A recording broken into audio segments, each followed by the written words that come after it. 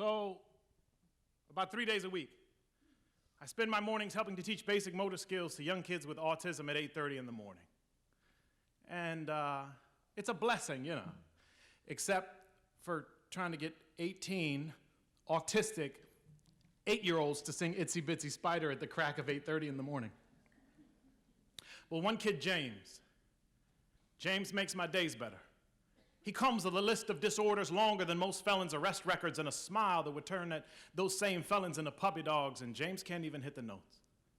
If he could, okay, he wouldn't be able to hold them very long, but if he could, he would belt them.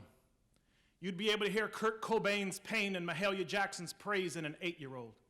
The way he jerks his head and shoulders just to get deeper inside the notes that he can't even hit. And while I'm begging Terrence and Thomas to at least try and hum Mary Had a Little Lamb, James is by my side bellowing God's gospel from lungs so small I could hold them in my hands.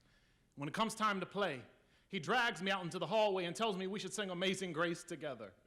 So we do, over and over, till it sounds just like he wants. A note held a little longer here, a little higher there. I call him my Sultan of Soul, and even though he has no idea what I'm talking about, he's still proud of it.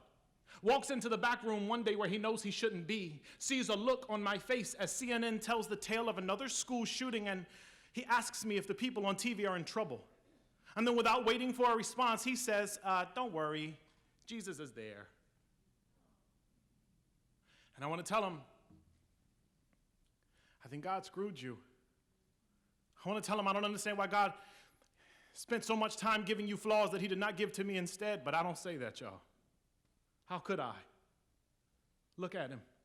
He's innocent and sweet and quirky. He scratches the left side of his face with his right hand. He is as sweet as Christmas morning. He is as graceful as dishes breaking, and I still watch him like I watch snowfall. In silence. A couple of months ago, he became sick. So I would visit him when I could. Walked into his room one day as he asked me if I remembered to brush my teeth. I said, yeah. Then he asked me if I remembered to comb my hair.